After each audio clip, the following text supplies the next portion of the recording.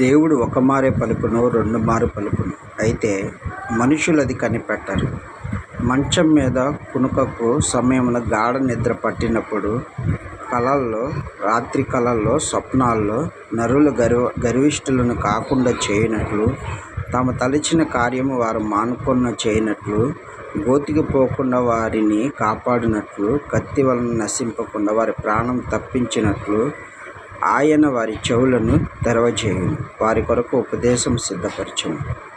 ప్రియ దేవుని బిడ్డ, ఈరోజు దేవుని లేఖనం శ్రేష్టమైన మాట్లాడబోతుంది. ఏమనగా, దేవుడు ఒక మారు ఎంతోమంది అడుగుతూ ఉంటారు, దేవుడు నాతో మాట్లాడలేదే, దేవుడు నాతో ఆయన ఏ విధంగా నాకు కనిపించలేదన్న. కానీ యోబు గ్రంథములో శ్రేష్టంగా రాయబడిన మాట, దేవుడు ఒక్క మారే పలుకును, రెండు మార్లు పలుకును. అయితే మనుషులు అది కనిపెట్టరు. దేవుని పిల్లలైన వారు కనిపెట్టాల్సింది ఏంటంటే, దేవుడు నాతో మాట్లాడుతున్నాడా లేదా అని ఒక్క మారు పలుకుతాడు, రెండు మారు పలుకుతాడంట.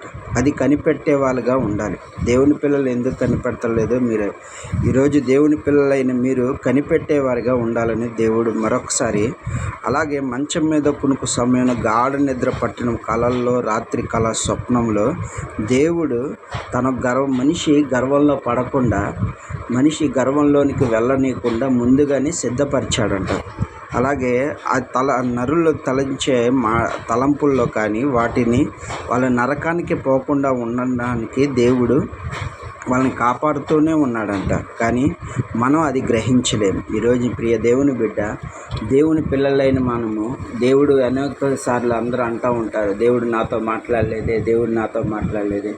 దేవుడు నీతో మాట్లాడాలని ఆశ కలిగి ఉన్నాడు, కానీ గ్రహించే మనసు నీకు లేకపోవటం ద్వారా ఈరోజు దేవుణ్ణి మీరు ఎరగలేకపోతున్నారు.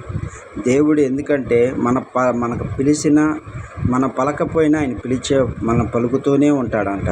కానీ మనం అది గ్రహించలేం. మన గర్వము బట్టి దేవునికి దూరం అయిపోతున్నాం. ఈరోజు ప్రార్థన చేయాలంటే ప్రతి విషయంలోనూ ఒకవేళ దేవునికి ఎంత దూరంగా ఉంటున్నాం ఒకసారి గ్రహించండి. ప్రియ దేవుని బిడ్డ, ఇక నుంచైనా ప్రభు మార్గంలో నడవండి. ఆయన కనిపెట్టేవాడై ఉన్నాడు. ఆయన కనిపెట్టాలి. మనం అనుక్షణం దేవుని పిల్లలు దేవుని కనిపెట్టే వాళ్ళుగా ఉంటారు. ఒక కోడి తన పిల్లలను ఏ విధంగా అయితే కనిపెట్టుకుని ఉంటే, అలాగే ఆ పిల్లలు కూడా ఆ కోడి రెక్కల చాటున దాక్కుని ఉంటే వాటికి ఏ ప్రమాదం జరగదు. కనుక మీరు కూడా దేవుని నీడలో ఉండాలి. దేవుడు మిమ్మల్ని కనిపెడుతున్నాడు, కానీ మీరు కూడా దేవుని కనిపెట్టేవారుగా ఉండాలి. ఈరోజు దేవుని కనిపెడుతున్నారా? మీరు దేవుని యొక్క మాటలు వినటానికి కనిపెడుతున్నారా? దేవుడు నాతో మాట్లాడుతున్నాడని నీ మందిరానికి వెళ్ళి దేవుని వాక్యాన్ని వినగలుగుతున్నారా? ఒక్కసారి గ్రహించండి. ఈరోజు విత్తబడిన ఈ వాక్యము మీ హృదయంలో నాటబడాలంటే ముందుగా మీరు ఆ వాక్యాన్ని ప్రేమించాలి. ఆ వాక్యము ఇదిగో నాతో దేవుడు మాట్లాడుతున్నారని కనిపెట్టేవారిగా ఉండాలి. ఈ కొద్ది మాటలు దేవుడు దీవించునుగాక. ఆమేన్.